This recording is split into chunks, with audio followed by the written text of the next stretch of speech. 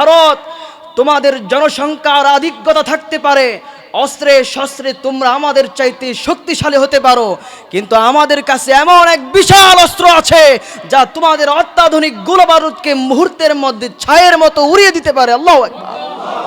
কেমন বন্যা, মৌজিং কালজিবাল, পাহাড় সমান এক একটা বিশাল বিশাল ঢেউ আশ্রে পড়ছে। সেই ঢেউয়ের মাঝখান থেকে ভেদ করে নৌকা সুন্দরভাবে এড়িয়ে যাচ্ছে। বলেন আল্লাহু আকবার। ইমানদারদের সংগঠন, ইমানদারদের কর্মসূচি, ইমানদারদের কিস্তি, তাওহীদপন্থীদের এক একটা কর্মসূচি এইভাবে শুধুমাত্র পাহাড় নয়, আকাশ সমান তরঙ্গমালাও যদি সৃষ্টি হয়, সে আকাশ সমান তরঙ্গমালা মারিয়ে আল্লাহর পয়গম্বর তাওহীদবাদীদের কিস্তি এইভাবে এগিয়ে যায়।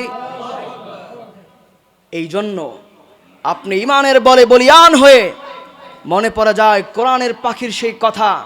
আপনি ইমানের শক্তিতে শক্তিমান হয়ে তেজস্বী কণ্ঠে ভারতের চোখে চোখ রেখে বলতে পারেন, ভারত, তোমাদের জনসংখ্যার আধিক্যতা থাকতে পারে, অস্ত্রে শস্ত্রে তোমরা আমাদের চাইতে শক্তিশালী হতে পারো, কিন্তু আমাদের কাছে এমন এক বিশাল অস্ত্র আছে যা তোমাদের অত্যাধুনিক গোলাবারুদকে মুহূর্তের মধ্যে ছায়ের মতো উড়িয়ে দিতে পারে। আল্লাহু আকবার।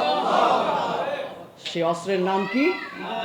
সে অস্ত্রের নাম কি? আওয়াজ করে বলি, ইমান। সেই ইমানের জুড়ে মাত্র ৩১৩ জন, ১০০০ জন কাফেরকে ধরাশয় করেছে। বলে আল্লাহু আকবার। এখনো যদি সেই ইমানটাকে নেওয়া যায়, এখনো যদি সেই ইমানটাকে পুঁজি করা যায়, রোম পারস্যের সে অত্যাধিক অস্ত্র শস্ত্র যেইভাবে ওমরের কাফেলা, খালিদ সাইফুল্লাহর কাফেলা তাদেরকে যেইভাবে পরাস্ত করেছে, এখনো হিন্দুস্তানি পরাশক্তি, স্বৈরাচার পলাতক শক্তি ইসকনকেও আমরা দমন করতে পারবো। বলেন ঠিক কিনা? সেই ইমানের যত্ন নিতে হবে। আপনি যদি মনে করেন আপনার কাছে কি আছে, এই দামি জিনিসটার কদর যদি আপনি বুঝতে পারেন, তবে আপনি হবেন পৃথিবীর সবচাইতে কল্পনা জাগতিক ইহজাগতিক সব জায়গায় মহান শক্তিশালী এক মানুষ। বলি সুবহানাল্লাহ।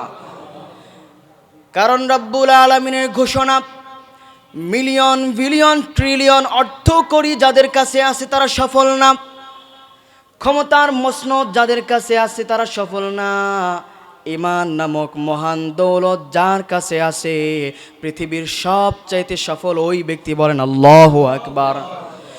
আল্লাহ রাব্বুল আলামিন বলেন, قد أفلح المؤمنون।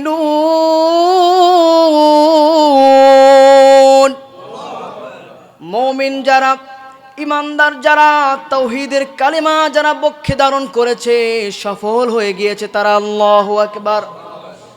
অন্যত্রে বলেন, ইমান যখন আনলা, জাহান্নাম থেকে তুমি মুক্তি পেয়ে গেলা।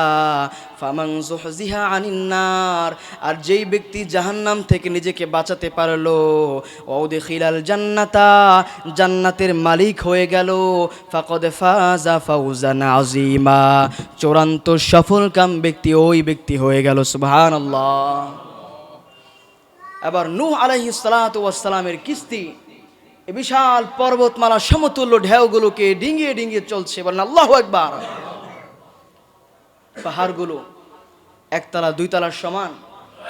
এই গোটা পৃথিবীতে 3% হচ্ছে জলরাশি, পানি আর পানি, 1 ভাগ মাত্র স্থলভাগ মাটি। এবার দেখেন, জলের উপর যখন আপনি একটা মাটির খণ্ড ছেড়ে দিবেন, এটা কি স্থির থাকবে না অস্থির হয়ে ভেঙে পড়ে যাবে? রব্বুল আলামিন এই অস্থিতিশীল পৃথিবীটাকে স্থির করার জন্য, স্থিতিশীল করার জন্য পাহাড় নামক বিশাল বস্তুগুলোকে পেরেক স্বরূপ জমিনের চতুর্দিকে আল্লাহ তাআলা ডাবিয়ে দিলেন। বলি সুবহানাল্লাহ। ওয়াজআলনাল জিবালা আওতাদা।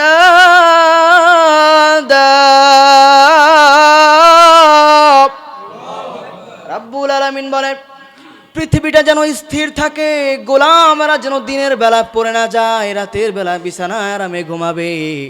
গোলাম যেন দুনিয়ার অস্থিতিশীলতার কারণে বিছানা থেকে পড়ে না যায়, সুন্দরভাবে সমতল ভূমিতে নম্র ভদ্রভাবে চলাফেরা করতে পারে, আমি আল্লাহ বিশাল বিশাল পাহাড়গুলোকে জমিনের মধ্যে পেরেক স্বরূপ বানায়া দিলাম।